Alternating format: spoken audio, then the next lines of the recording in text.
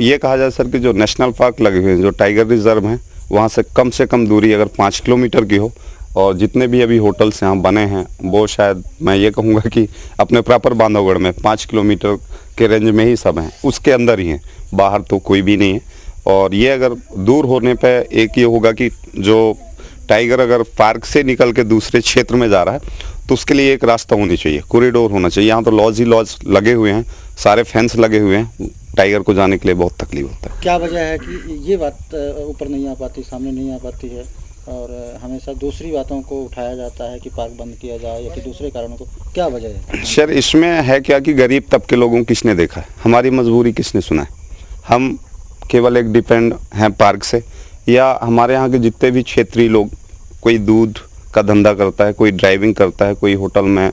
एक वेटर का, room boy का, ये सारे काम करते हैं, लेकिन इनको कौन देखने वाला? एक होटल मालिक जो है दिल्ली से आया है, वो आके यहाँ होटल बना लिया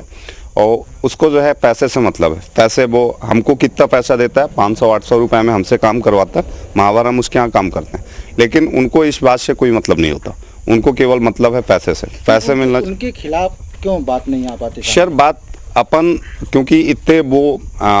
ऊपर तक अपन बात जो डालते हैं वो हमारे पास, जहाँ तक एक मेरा कहना है कि हमारे पास कोई, जी हाँ,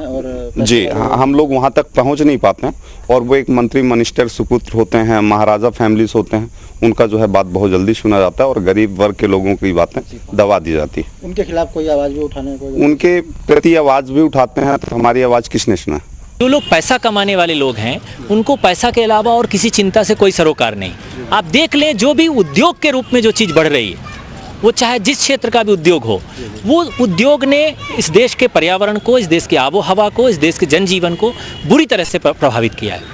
और अभी पर्यटन भी उद्योग के रूप में आगे बढ़ रहा है, तो जब उद्योग के रूप में जाते हैं तो हम सब चीज़ों को बुलडोजिंग करते हुए आगे चलने लगते हैं, तो उसमें पर्यावरण के संरक्षण का ख्याल नहीं करते, वन्यजीव संरक्षण का ख्याल नहीं करते, स्थानीय जो कला संस्कृति है उसका हम ख्याल नहीं करते हैं। तो इन सब चीज़ों पर जो बुरा असर हो रहा है, इसको नियंत्रित करना पड़ेगा और रिस्पॉन्सिबल टूरिज्म को हमको प्रमोट करना पड़ेगा।